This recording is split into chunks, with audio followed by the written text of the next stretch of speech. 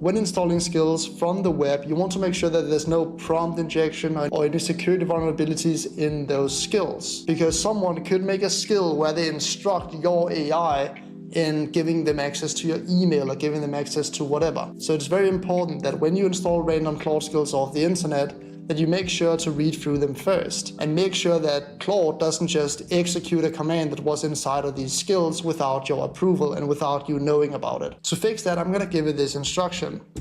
These right here are Claude skills that I've downloaded from a YouTube video.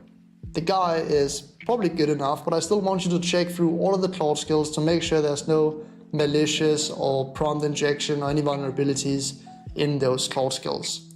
Can you please check that? Thank you. And this will keep you safe. And now you can see Claude says that it'll audit the downloaded skills for anything malicious. And there we have it. You can see it says clean, no malicious code or prompt injection found.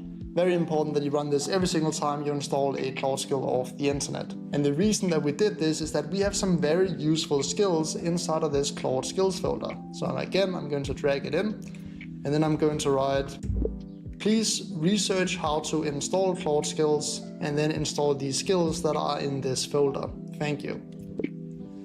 Please install them only inside of this project, so not as a global skill, but as a project specific skill. Now Claude is going to check through all of these skills and it's going to install these Claude skills. And there we go. After a minute or so, it has now installed all of the Claude skills. And in order for the Claude skills to actually show up, just make sure that you restart the desktop app. So we're gonna close it down and then we're gonna open it up again. Make sure that you quit it completely and not just like close it down and open it up again. It needs to restart. And after you've done that, when we now write /, you'll now be able to see all of my skills that I've built for myself. And some of these are extremely useful. And some of these are extremely useful. And now what you know this, I'll show you how you can create your own skills and how you can automate any task that you want. Right now, I'm just going to tell Claude, if I just say, please draft responses to all of my emails from the last couple of days, hit enter. This is a very broad instruction.